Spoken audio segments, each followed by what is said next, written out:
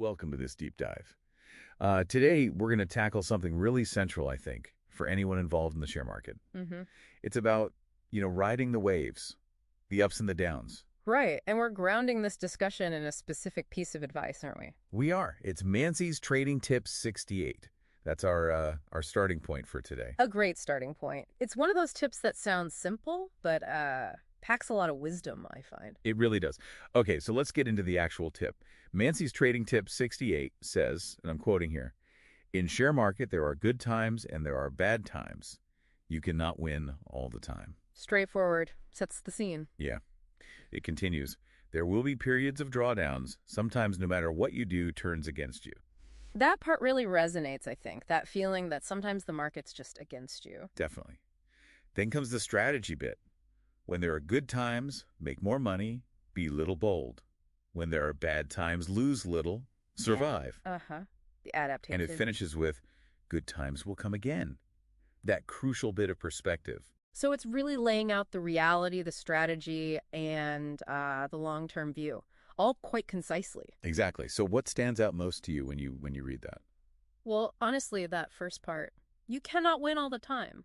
It seems obvious, maybe, but the acceptance of it is huge. Right. It's like permission to not be perfect. Yeah, We hear so much about finding the magic formula for constant wins. and that's just not realistic, is it? This tip normalizes the drawdowns, the losses.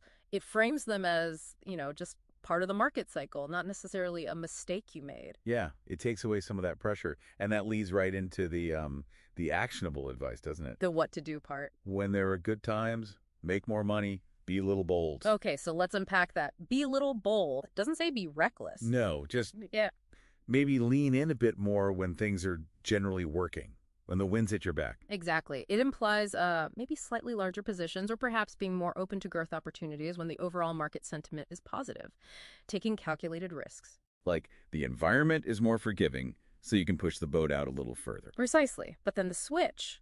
When there are bad times, lose little, survive. This is the counterbalance. And this feels like the really critical part for longevity, perhaps, survival. Absolutely. The focus shifts completely. It's not about hitting home runs anymore. It's about protecting your wicket, to use a cricket analogy. Or just staying afloat. Yeah. Capital preservation becomes goal number one. Because trying to force big gains when everything's trending down, well, that often just digs a deeper hole, Yeah, you end up compounding losses instead of gains. And if you lose too much during the bad times, Then you're not around for the good times. exactly, you don't have the capital or maybe even the nerve left to participate when things eventually turn around. Survival keeps you in the game. Which brings us to that last line. Good times will come again. It's the reassurance. It's the reminder of history, isn't it? Markets are cyclical, we know this. There are periods of expansion, then contraction, then expansion again. It's not just theory. You can look back at, major downturns.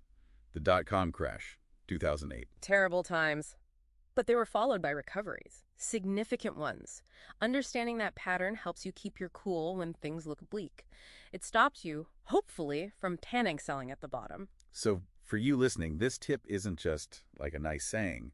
It's a practical framework. A mental model, perhaps? Yeah, accept the cycles. Adjust your approach. Be bolder sometimes, more cautious other times. And that really puts the onus on you, doesn't it? To actually recognize what kind of market you're in, or at least make an educated guess. That's a good point. It requires being engaged. Pay attention to the broader conditions, not just your individual stocks. So maybe a question for you to ask yourself is, how am I adapting right now? Is my risk level appropriate for what I see happening in the market? Or am I sort of sticking to one mode regardless? Am I being too aggressive in a shaky market?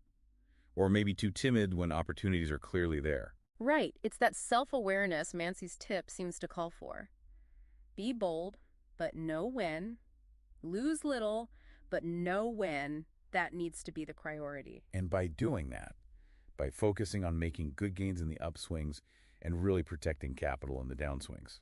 You position yourself to actually benefit from the market's long-term upward trend, even with all the bumps along the way. There's also a psychological angle here, too, I think. Oh, definitely. Accepting that losses happen, that drawdowns are normal, it can actually make investing less stressful. Take some of the emotion out of it. Reduces the panic. Hopefully. because emotional decisions, fear, greed, those are often an investor's worst enemy. This tip promotes a more rational, adaptive stance. Okay, so let's try and pull this all together. Mansi's trading tip 68 essentially tells us, look, the market has seasons, good and bad. You won't win every time. Don't even try. Instead, focus on adapting. When times are good, lean in, be a little bolder, try to maximize those gains. But when times turn bad, your priority shifts. It's damage control. Lose as little as possible. Survive. Because survival ensures you're still there, ready to go, when the cycle turns positive again. And history strongly suggests it will. So it's an active process.